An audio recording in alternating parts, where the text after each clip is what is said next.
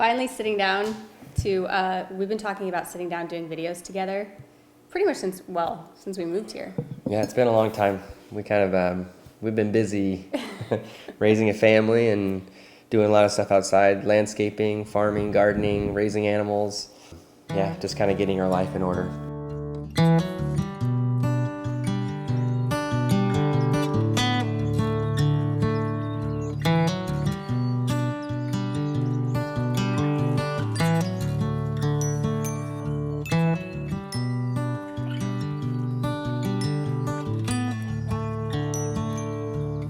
When we started YouTube living in an apartment to now kind of having this farm, if you will, how did that happen? How did that transpire? Basically from apartment to rented home and then now to bought home, and we have a lot more land than I was anticipating, but with that comes, I feel like, a responsibility.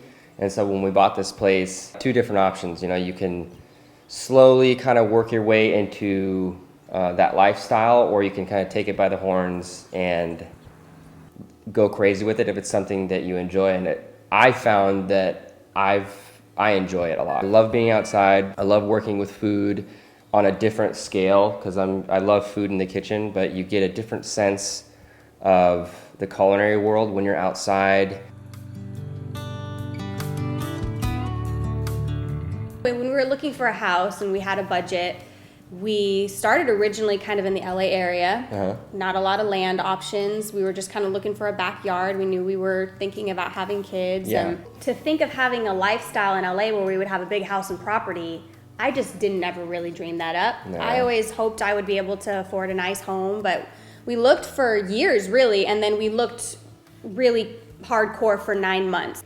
A long time, sometimes 2 or 3 times during the week. And I would say at least solid 9 months or a year of looking consistently. So we were picky too. There was a lot of, we didn't like it, or we knew that we didn't have any additional budget, or we had to kind of, this is our budget to buy and this is our budget to do renovations. So if we were going to use our budget and buy it as is with no renovations, it was one thing, but then we had an idea. So we're kind of looking at different options for what would work. After 9 months of we even made offers on several different homes of different sizes, different price points. A lot of, this was the first house that really accepted our offer. Yeah. And at our, what we offered. Basically what we offered, yeah. And so this was by far the most land out of everything that we had been looking for.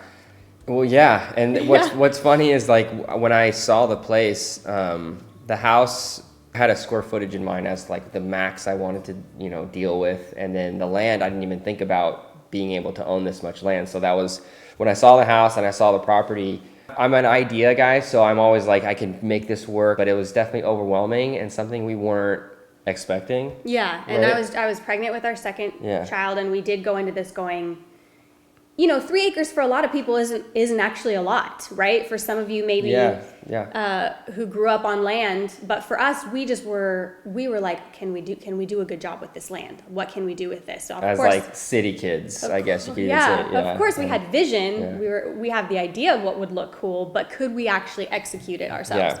So that was kind of really, I feel, in a way, fate. I mean, and when you say fate, ourselves, without a lot of hired help, I mean, there's been a few projects that I've had an extra hand on, but I'm not the best craftsman in the world. But I try, and I try to get my angles right and try to have the screws set tight, and it's been a work in progress. And we do 99.9% of the stuff ourselves. Yeah.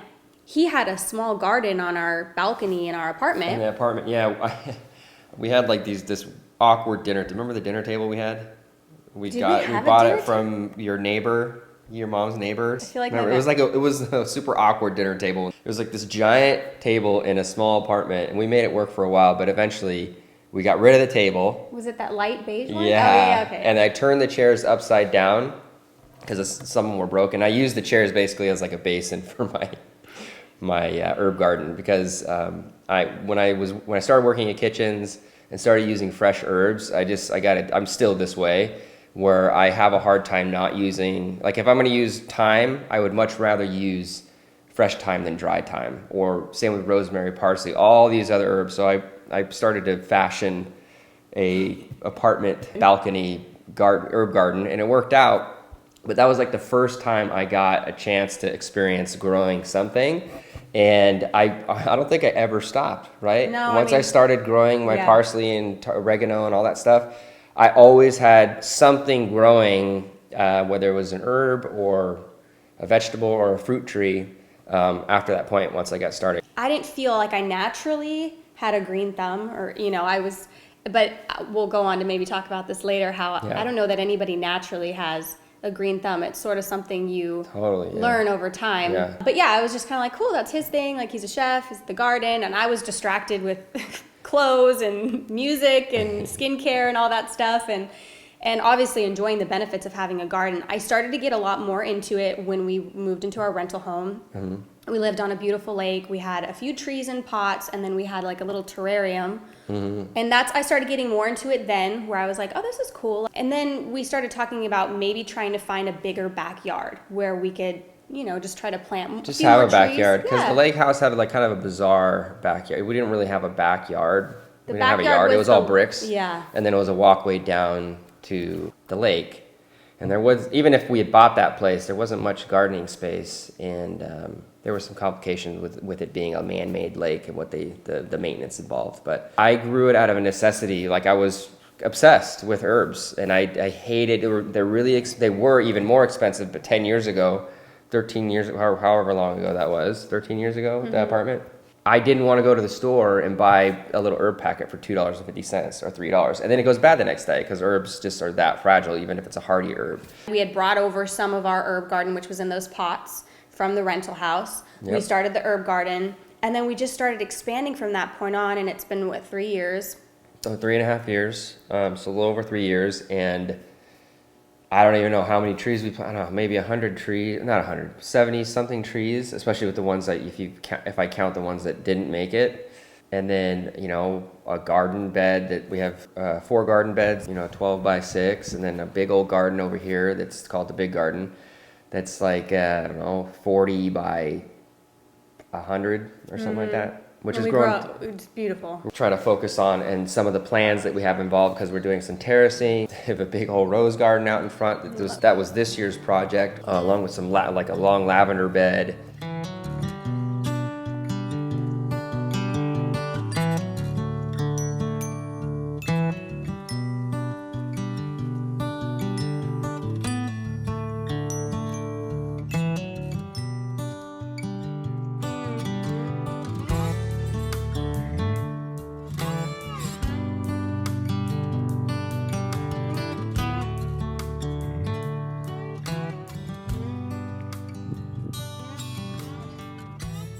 There's two parts. The garden farming aspect of what we had to learn if you wanted to fill the space, because it's either a garden, grass, or pasture, or a combo of both to fill the property. Because when we moved in, I definitely didn't want to be, especially where we live, it's very dry out here during the summer months. And so all you're kind of doing is staring at all this open, dry, dirt land, and which is great. It's fun for your kids to run around and take advantage of it in that way. It's also like, if you have it in you. But I know what I wanted. Similar to the herb garden, that like obsession that I had, I saw an opportunity to solve a problem aesthetically. You start planting things that green just looks really good. And then 2, you gain from that. So you get the landscape, or I call it farmscaping or gardenscaping. And you get a beautiful a section of your property that's growing, and if you do it right, you get something from that. So with the roses, you can make a lot of fun things with roses, plus they're beautiful, plus it fills an area. Mm-hmm. So you kind of start to think this way, or I started to think this way once I started to plant a few of the fruit trees that I had brought from our rented home. And so it kind of sparked an idea of like, all right, well, if I just keep planting fruit trees, it's going to look prettier, it's going to yield more, it's going to create a different environment. I feel like that was something I can get on board with, especially it's a very long-term plan, because trees and landscaping or farmscaping on this level takes 5, 6, 7 years for you really to see the fruits of your labor in a meaningful way, and that other people can see it too. It's kind of an inspiring thing. I follow a bunch of gardeners, farmers now, whereas before I followed a bunch of chefs, and I still follow chefs, but they tend to be more on the like chef, gardening, farming side of life. more inclusive, more sustainable way of thinking of it, where it's like the chef is the gardener, the farmer. What we love about this is it extends hospitality that much further. When you have abundance, you can share it with others. And there's something really, really beautiful about that. You know, we hope to get to that. It's more still in the test phase a little bit, but that is definitely the heart of our work in this house. And you know, if we can make it a standard to grow a sufficient amount for our own family, then from that, like I said earlier, you start to just it gets more abundant every year if you're taking care of it. It just grows doubles and triples and quadruples if you're maintaining it. People ask us, is this your forever home? And I don't really think that we know if it's our I forever would love home. our neighbors. We would love it to be. Yeah, our neighbors asked us that the other day.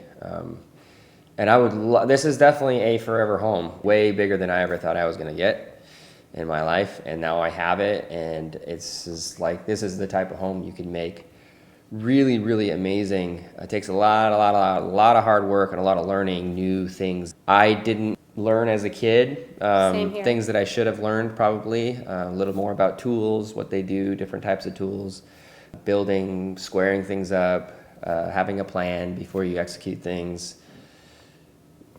Getting sore, you know, things like you know, getting sore from working hard, not from playing hard. So those are the types of things that with this house or you know, property, even an acre, half acre, or any house where you're doing the work, you just naturally learn these things. So I realize the things I should have been paying attention to as a kid that I could have benefited from now, but now I have that mindset of like focusing on the things that help me as a person. I agree. So the forever home. Forever home. Yeah. Well, yeah, and I completely agree. So I think we would love to live here forever, but we live in California. We talk about moving out of the state sometimes just because it is much more expensive to live here. We could do what we're doing here for, you know, much less expensive somewhere else. We talk about just wanting to experience another state because we've, you know, grown here, you know, we've grown up and lived here, and this is all we pretty much know. I'd love to experience a different place of living, a different type of land. So we talk about it, but for now we're here. I think even if we moved to a different state, we would still continue some form of this lifestyle. Yeah, definitely. Forever. I always want to have a garden for the rest of my life. Just the experience, it's so incredibly therapeutic. Yeah. I just love to hear the kids talk about compost. They know, that wasn't in my vocabulary as a child mine. at all. Yeah. And to hear our kids, oh, that compost, that's biodegradable, that's not biodegradable. Just they know it, and it's not in like a snobby way. They know it because of their life. It's secondhand to them now. Secondhand, because we talk about it a lot. And seeds, and like identifying different seeds and knowing what different things are, like picking from the tree. And just that experience is really beautiful as a mother. And I really love to see it, and I, in some ways, wish I had that connection to nature as a child. So we love it, and I think we'll always have some form of connection to nature, whether we are here in this spot or not. We just got the goats, which we don't process our animals. We're not harvesting animals. Yeah, I mean, I butchered lots of chickens, you know, that were already, you know, plucked and a lot of stuff in culinary school and a bunch of different restaurants. So I definitely could do it. But I don't think it's something that we want to do. Yeah, it's not something that we really want to do. I mean, I love our eggs. I love the goats. We would like to have milk. I talked about this a little bit on Instagram because with goats, they do produce an abundance of milk, in addition to what their kids need. Yeah. So I think our only thing is we don't really want to get our goats pregnant. You know, we don't want to breed. No, I want a goat we want our goats to live a life of a goat. So if they get pregnant once or twice, that's fine, but this is not something we're going to be forcing on our animals. We're not going to be like, all right, you got to give us milk all year long, all the time. We're going to let them be goats and take care of them. And their manure makes for great compost because they add a lot of nitrogen, and the compost benefits from it, but also obviously the garden benefits from that. And so we're going to try to give them pasture in the next year. Yep. So that they have a bigger ranging space. We love their company. You know, we just really enjoy the chickens and their eggs and the kids interacting with all the animals. Yeah, they're always offering you nutrients for your plants. Yeah. They never, ever stop. So the chicken manure and the goat manure, they both offer something different. Like goat manure, they're called neat pellets or neat manure because they poop very organized. Like rabbit like poop. little rabbit poop, Funny. but bigger. And so you can use that directly on plants. You can't do that with chicken manure. You have to compost chicken manure. It's a little too hot with nitrogen, but these animals are always offering something, whether it's from poop or food. It becomes a beautiful ecosystem as well that we share. I think on a healthy farm, you or a homestead, you're sharing with your animals, and it's honorable harvest. We give them from our garden, and then again, like he said, if they happen to become pregnant once or twice in their life and they have an abundance of milk beyond what they're feeding their kids, if the chickens are giving us eggs, we're going to give some of them to the other animals because it's good for them. We're going to give some back to the chickens, and we are going to share. The reason I say farming is because I think we have a farm, or what some might consider a farm, but we're not farmers yet. Although we would love, if we continue to live here over the long period of time, contribute to our community food-wise. Yeah. Right now, we wouldn't really call ourselves farmers per se. No, yeah, I mean, definitely. Like we're starting on the homestead front, starting on canning, pickling, preserving, conserving what you're growing. Like that's kind of the first steps of homesteading. From there, it can branch off into a lot of different ways. We have our way of doing things. There's this, we want to create a cycle where everything's kind of feeding into each other, so we're not the most efficient in terms of maybe processing our chickens like some other farmers would do that. They process their goats. They do things where like they have another way of sustenance that we don't partake in. So, but with that, I want to take an extra effort in using the things that some of those folks aren't using, like the composting, like the pellets, or like the manures. And like what you discovered about artichoke the other day, that the artichoke stems would make really good packing material. Sustainable packing material. So we just kind of want to think a little bit differently about it. And we've been studying biodynamic. If you want to look into the kind of style that we're interested in, there's 2 documentaries that I would just recommend that we liked on Netflix, just because they got so popular, and it's aligned. We didn't necessarily get our ideas from the documentaries, but they are aligned with kind of our style. What was the biggest? Biggest Little Farm. Biggest Little Farm. And then Kiss the Ground? I can't remember It's about the titles. soil. Yeah. And it's about regenerative and biodynamic farming. There's a lot of books as well on biodynamic farming, and basically not monocrop farming, but growing a lot of different things. I think it's biodiverse. It's kind of that's the key word with that one. This type of rhetoric wasn't really popular, I'd say like 5 or 6 years ago. Yeah. It's very popular now. So you'll hear, if you're in tune with nature on any level and farming or gardening on any level, you'll start to hear these biodiversities, different types of cultures, hugelkultur, horticulture. And so you start to immerse yourself into it and learn a little bit more about it. But yeah, we want to have, even though we have some gaps in the things we don't partake in, we want to make it a very efficient circle of what we are partaking in. Absolutely. With the composting, it's like we're feeding butternut squash to our goats that gave us compost from the year prior. Even though that's the idea, right? Yeah. So, and it takes time in the Biggest Little Farm. They're a much bigger farm. They're an operation, but it took 7 years to create that biodiversity. Yep. Even before we ever saw that documentary, we were doing that, and then we watched it and we're like, oh gosh, that's like our life, the having to deal with death on the farm, chickens, predators, and having to deal with gophers and some of these different issues and how you handle it. And so we are slowly but surely getting there. It's been a really beautiful experience, and haven't turned this farm into a business quite yet. That would be a goal of ours, I think, in the future if we're still here. We're still creating content. He's still doing content doing some stuff with Food Network and YouTube and Facebook, and he's teaching cooking classes before the pandemic happened. Obviously, we're having like a little break from some of that. Right.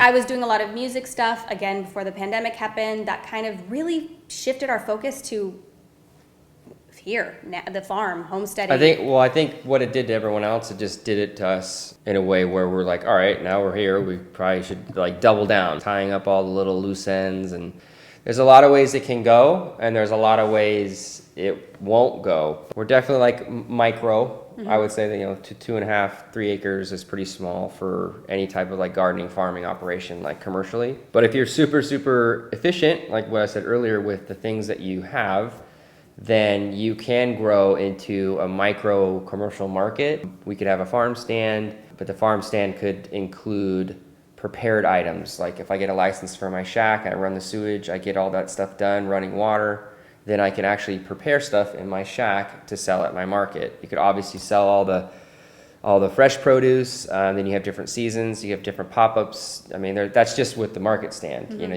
there's like 5 ideas inside that central idea. And that goes on to a lot of other projects, charity projects, where the things that we're learning here, why wouldn't we want to take that to a place that's desolate somewhere downtown, and it's a project that went belly up, and there's just a vacant lot that's doing nothing for anybody, you know? And so we could take our knowledge, apply it to that, and grow a lot of food for folks that don't have access to like fresh food from the ground locally. You know, that's the charitable aspect. Then the double downing on the things that we're already doing here, making it really efficient so that when we do go out and help other folks, that we at least have some grounds and like a sense of what we know what we're doing. We were doing pop-up restaurants where we would go to different cities and pop up a restaurant. Basically, we would love to be able to take what we're growing to a pop-up restaurant as well. So there's just a lot of things we would love to do in the future. Having a business, running a business from home while trying to raise 2 children for us has had its challenges and its moments where we're not as consistent with uploading. We're struggling with the balance of it all. It's also all choices that we made and that we wanted for our life. So, I mean, Byron is a really hands-on dad. He's farming, changing diapers, cooking, has a pop-up, you know, teaching a class. Like just like every other family, it's always that balance. Yeah, you right? figure it out. I mean, and that's the thing, whether if you're married or you have kids or your dad or your mom or whatever, like you kind of hopefully you have the ability to step back, measure your environment and say, how can I best, like with the skills that I've been taught in life, how can I best apply it to this situation to make it better for everybody? And so like, I think day to day, that's all we're trying to figure out. Like she's like, all right, I can do this. I'm going to do this really well. I'm going to focus on that. Let's get it done. And then learn 2 other new things so that the next day is a little bit better and just kind of keep adding along that. So I don't know, since we had Oliver, it's been that type of learning process. It comes with its ups and downs, just like anything else. So. And trying to support each other because we're both very creative. We both have a lot of ideas. Try to support each other with what we're interested in and share the burdens of life with each other. And I think that's what we like. That's how we view marriage and relationships. And so anyway, that's long story short, how we ended up on a farm and why we are doing what we're doing. And we just thought we would do a video to just put this out there just in case anybody's curious about why and where we stand and everything. And this isn't even everything. I mean, this is kind of scatterbrain talk. Yeah. Learn new things, and if they're good, share them with you guys. That's all I want. It's like the foundation of both of our YouTube channels. You know, of course, we have different types of channels, but the idea behind both of them is learning new things. And if those new things work, share them with folks who can then do the things that work. Yep, I love it. Right? Yep, boom. Yeah. There you go. I think we just tied that into a perfect little knot. Appreciate you guys watching, and I guess we will see you very soon. We're hoping to film together more in the future. This will be a goal for us. A little tricky. So anyway, we appreciate you guys, and we'll see you very soon in the next video. Later, folks.